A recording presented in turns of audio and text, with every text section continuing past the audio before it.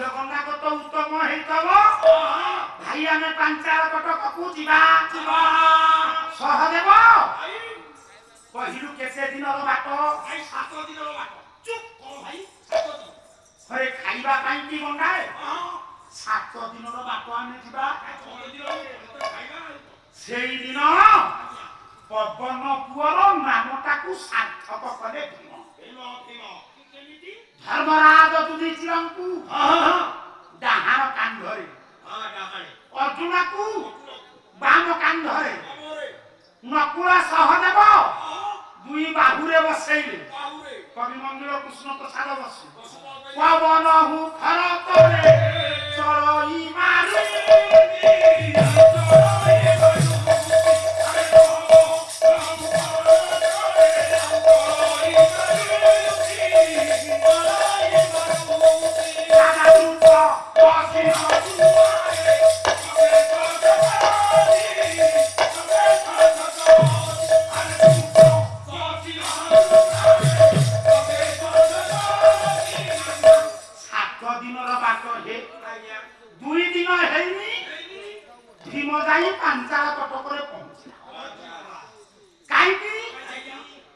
कौरव माने रथ गज अश्व नहीं बाटे बाटे गले भीमटा अमरा पहाड़ पर्वत अतिक्रम करी चलिला द्रुपदंकर सिंह द्वार रे ठिया हेची भीम जेमति आगकु पाछके पकेइ धर्मराज युधिष्ठिर पछकु टाणी आनी पहिले भीम जहा हेले आमे ब्राह्मण देशरे अछि किछि न हेले राजा टिके वचन रे हमकु निमंत्रण करिवनी आमे जदि बिना निमंत्रण रे जिबा अनाहुते प्रविश्यति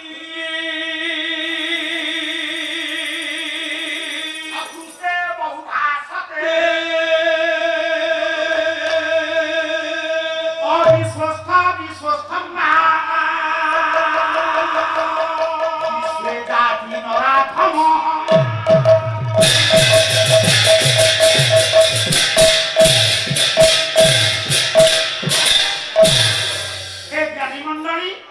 आहुत कहिले निमंत्रण बिना निमंत्रण रे जेउ माने जानती आम समाज तांको अधम करी परिकल्पना करो अधम अपेक्षा करो ठीक है पांडव माने ब्राह्मण देशरे सिंहद्वार निकटरे दंडायमान होइछि एई छंती आसंतु आज्ञा ভিতরে সভায় কোন চালিছি টিকে দেখিবা সভায় কোন ছবিন আজ্ঞা মৌসাঙ্ক পুଅ বিবাহ ଆପଣଙ୍କ ଝିଅ ବିବାହ ଗାଁର ବୟୋଜ୍ୟେଷ୍ଠ ବ୍ୟକ୍ତିଙ୍କ ନିକଟରେ ପହଞ୍ଚିବେ ମୌସା ସନ୍ଧ୍ୟା ବେଳକୁ ଆମ ଦୁଆରେ ଟିକେ ପାଗ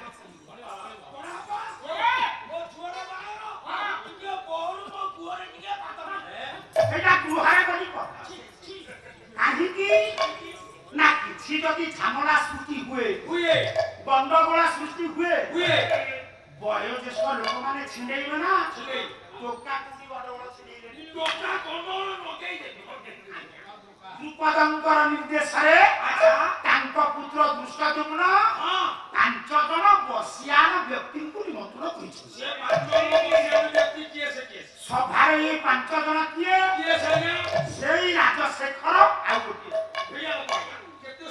ସ୍ୱସ୍ତ୍ୟାପସ୍ତମ୍ଭ ତୁଭ୍ୟଂ ତମ ସୁନମ ମୁନେ ପାଶ୍ୟାଙ୍ଗ ମାନନୀୟ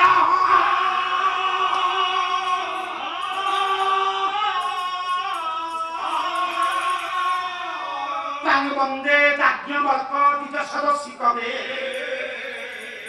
ତାଂସ୍ତୁବେ ଭାରତସ୍ୟ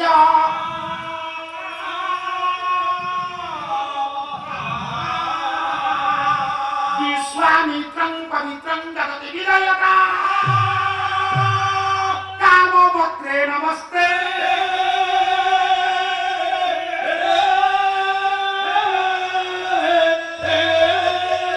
विश्वपुष्टे वसिष्ठे कुतनतिरोपरा स्तौमि हस्सानमहर्षि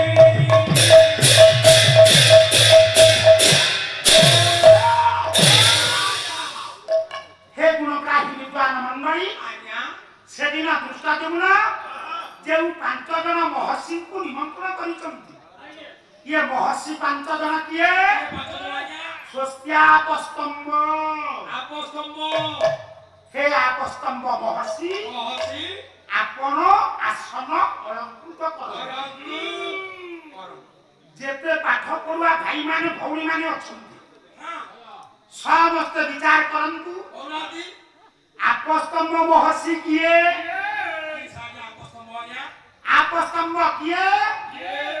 ବିଶ୍ୱର ସର୍ବପ୍ରଥମ ବୀଜ ଗଣିତର ପ୍ରଣେତା ଆପସ୍ତମ୍ଭ ମହର୍ଷି।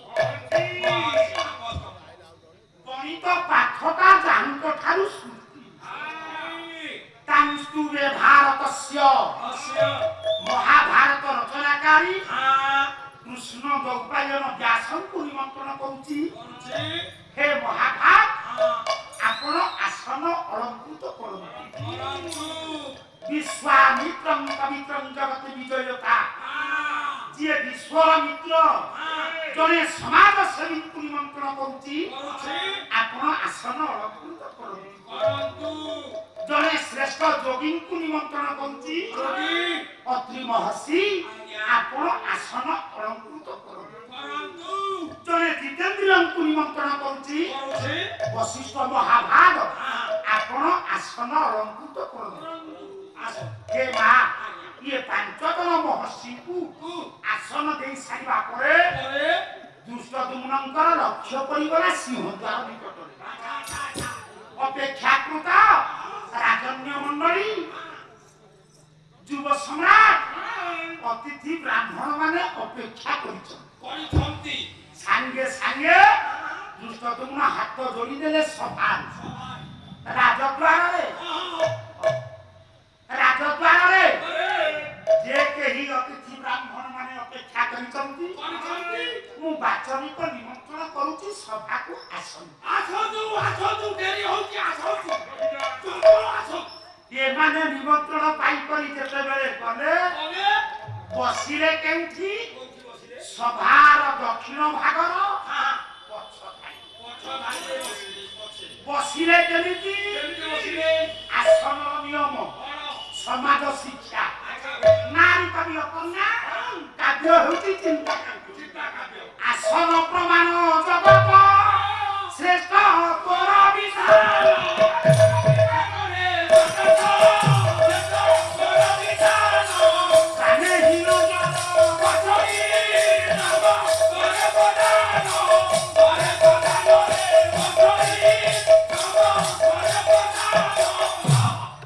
ଆପଣଙ୍କ ସହିତ ଗୁରୁ ଯାଇଛନ୍ତି, ସାନ ଭାଇ ଯାଇଛନ୍ତି, ବାପା ଯାଇଛନ୍ତି। ବସିଲେ କୋଉଠି? ସେମାନଙ୍କୁ ଆସନ ଦେବେ କୋଉଠି? ନାରୀ କବି ଅପର୍ଣ୍ଣା କହିଲେ ବାମେ ହୀନ ଜନ ବସ ଯିଏ କନିଷ୍ଠ ବାମ ଭାଗରେ ବସିଲେ।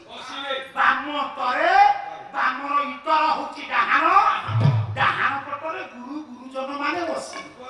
ତାହେଲେ ପାଣ୍ଡବ ମାନେ ବସିଲେ କେମିତି? ଦେଖିବା କେମିତି ବସିଲେ ପାଣ୍ଡବ ମାନେ? ଧର୍ମରାଜ ଯୁଧିଷ୍ଠିର କେଉଁଠି? ତାଙ୍କ ବାମ ଭାଗରେ ଭୀମ, ଭୀମଙ୍କ ବାମରେ ଅର୍ଜୁନ, ନକୁଳ ସହଦେବ ଧର୍ମରାଜ ଯୁଧିଷ୍ଠିରଙ୍କର 2 ପାଦକୁ ମଣ୍ଡନ କରି ବସିଲେ। ଏତିକି ବେଳେ ଆଉ ଗୋଟିଏ କୋଳାହଳ ଶୁଣାଗଲା।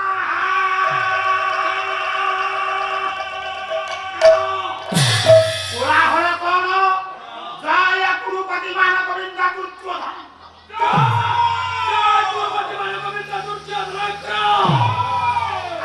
ହେ ବାପା ମାନ ୟାକୁ ତ 4 ଦ୍ୱାର ଛାଡେ। ମାନ ଗୋବିନ୍ଦ ଚତୁରଙ୍ଗ ସେନାକୁ ନେଇ ଯେତେବେଳେ ଗଲା ସ୍ୱୟଂବର ସଭାକୁ ତାର ମୈତ୍ର ବାରାସୁର ଜୟଦ୍ରଥ ଶିଶୁପାଳ ସମସ୍ତେ ଡାକିଲେ ହେ ମାନ ଗୋବିନ୍ଦ ଏପଟକୁ ଆସ। ସଭାର ଉତ୍ତର ଦିଗରେ ବସିଲେ କୌରବ, ଦକ୍ଷିଣ ଦିଗର ଶେଷ ଭାଗରେ ବସିଲେ ପାଣ୍ଡବ। ଏତିକି ବେଳେ ରାଜନ୍ୟ ମଣ୍ଡଳୀଙ୍କ ଭିତରେ କଥୋପକଥନ ଚାଲିଲା। ଯୋଉ ଝିଅ ଭାଇ ଏତେ ବଡ଼ ସ୍ୱୟଂବର ସଭାର ଆୟୋଜନ, ସେ ଝିଅ କାଳି ନା ଗୋରୀ ତାକୁ ତ ସାଙ୍ଗେ ସାଙ୍ଗେ ଦ୍ରୁପଦ ନିର୍ଦ୍ଦେଶ ଦେଲେ ଏ ମାୟା ମୋ ଝିଅ ଦ୍ରୌପଦୀକୁ ବେଶ କରି ସ୍ୱୟଂବର ସଭାକୁ ଆଣି ବେଶ କୋଟି ବ୍ରହ୍ମାଣ୍ଡ ସୁନ୍ଦରୀ ଭଞ୍ଜ ପରେ ଶ୍ରବଣେ ଚାରୁ କୁଣ୍ଡଳ ମୋହରେ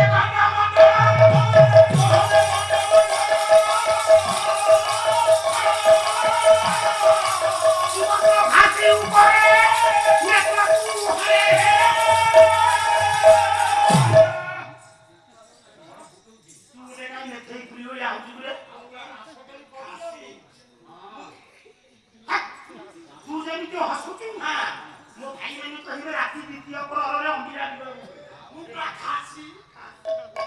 ମୋ ଝିଅ ଦ୍ରୌପଦୀର କର୍ଣ୍ଣରେ ଯୋଡ଼ିଏ କୁଣ୍ଡଳ ପିନ୍ଧେଇ ଦିଅ ତାର କାମ କର ଅଙ୍ଗୁଳି ବିଷୟ ବୁଲିଏ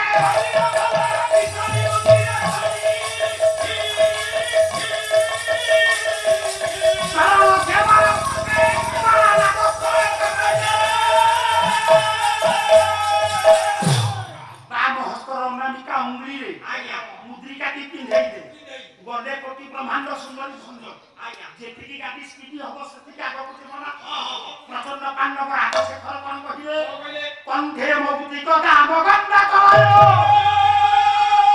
କର୍ପୂରଂ ସହରଜ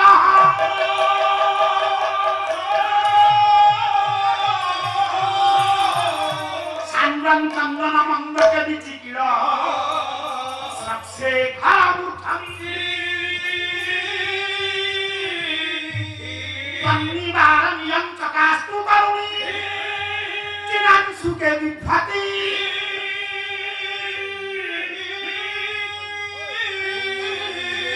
শীতাংশুরোধী দেব দেব গণিতাং দ্রুত গচ্ছাত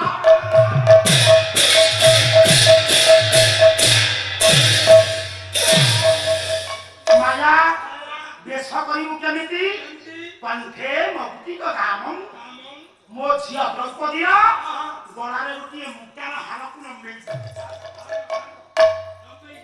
ଦେଲୁ ଗଣ୍ଡ କଳୟ କର୍ପୂରାଙ୍ଗ ସହରଜ ତାର ଗଣ୍ଡମଣ୍ଡଳରେ କିଛି କର୍ପୂର ଗୁଣ୍ଡି ସିଞ୍ଚନ କରିଦେ କଣ ହେଲା କଣ ଅଛି ତା ମୁହଁରେ ରାଉଳିଆ ଗୁଣ୍ଡି ମାରୁଛୁ ଶ୍ରାକ୍ ଶେଖର ମୁଠାନି ଶ୍ରାକ୍ କହିଲେ ଫୁଲ ମାଳ ତା ଗଭାଟାକୁ ଫୁଲ ମାଳରେ ମଣ୍ଡିତ କରିଦିଅ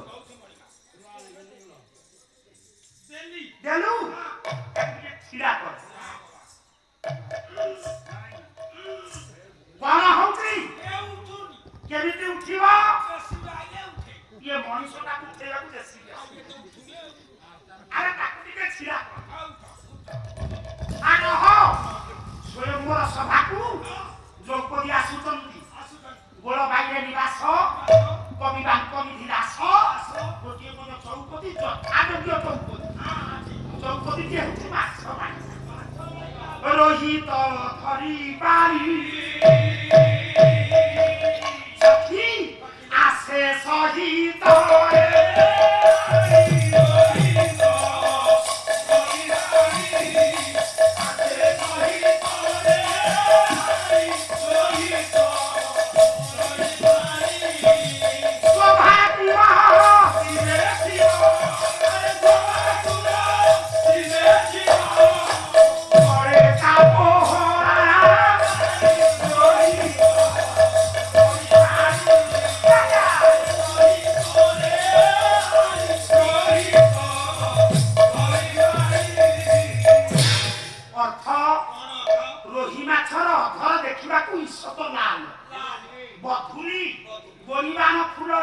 सखी माने द्रौपदीଙ୍କର ଓଷ୍ଠଟାକୁ ଏମିତି ରଞ୍ଜିତ କରିଛନ୍ତି ଯେ କେହି ଦେଖିବ କହିବ ଏହା କଣ ରୋହି ମାଛର ଅଧର କି ଆସେ ସହିତରେ ଆଣି କହିଲେ ସଖୀ ସଖୀମାନଙ୍କ ସହିତ ସ୍ୱୟଂବର ସଭାକୁ ଆସିବା ବେଳେ ୟାର ଶୋଭାକୁ ୟାର ସୌନ୍ଦର୍ଯ୍ୟକୁ ଆଜନ୍ମ ଯୋଗାରୁର ଶଙ୍କର ସେ ଯଦି ଦେଖିବେ ସେ ମଧ୍ୟ ବିମୋହିତ ହୋଇଯିବେ